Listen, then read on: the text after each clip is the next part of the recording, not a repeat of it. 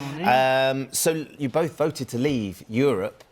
Would you change that decision now? Because clearly you're struggling to fill the roles that you desperately need for some of your clients. I would not change my mind.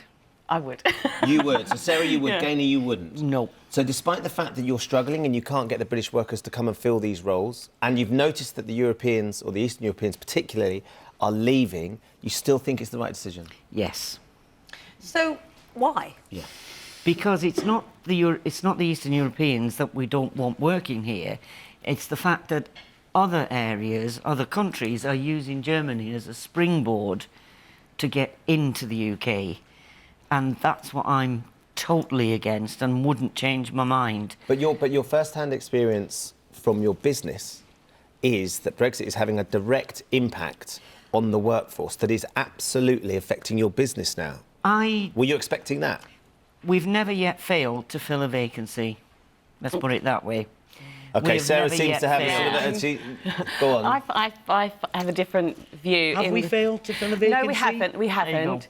But my concern is that it was more difficult this year than it has been in previous years, so therefore I can see that there are people going home, so we're not getting the influx that we used to get.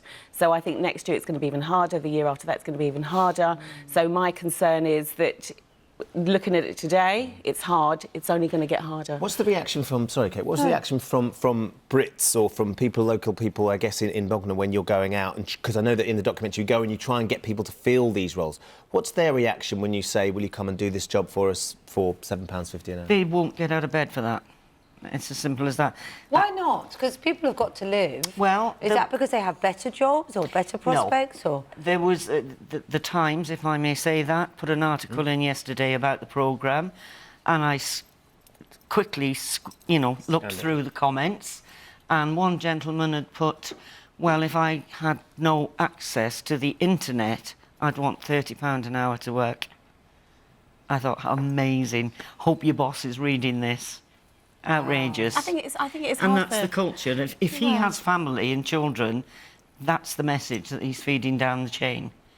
I think it is hard for people to survive on £7.50 a week. I mean, most of our jobs are temp to perm, so people go into permanent roles. We try and pay over the living wage. We pay at least the living wage for 18 and above, and we find it difficult as well for people to survive on that. And we're only 50 miles from London, so people in London would find it equally even harder to try and survive on £7.50 an hour. It's not a great wage. the argument of those who said that immigration was a good thing for our country, one of the arguments is that people come looking for work and do the jobs that people in Britain don't want to do.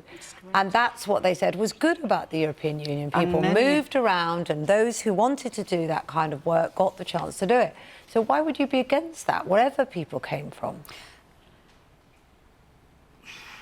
I'm OK with the Europeans going. And by the way, many of those Europeans are very highly qualified in other areas, but they are prepared to do the menial work. Which is great. That's the sort of people we want, isn't it? But We don't want that to stop. We don't want that to stop. That can't stop. We don't want that to stop. You know, the politicians have got to give us clear leadership, and we're not getting that at the moment. We're not getting a direction. Our people don't know, our staff don't know what's happening in the future, because nobody is saying, OK, you know, this is what we're going to make sure. We're going to make sure you guys can stay, your families can come over, you know, these are the borders. That none of that is being told to us, so it's quite scary for them, hence the reason why people are going home, because they don't know the situation, they don't know what's going to happen. And that's the problem. It is. If they get their finger out, get on with it, then they will know the security.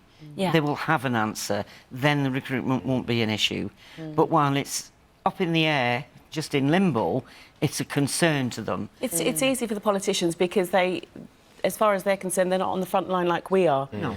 So, you know, our guys don't do the most glamorous of jobs, but they do necessity. So it's important that they know where they stand. And the politicians are still prevaricating as to what the future holds. And that's not right for companies like ours, for other companies like ours, and for other companies around, around the country.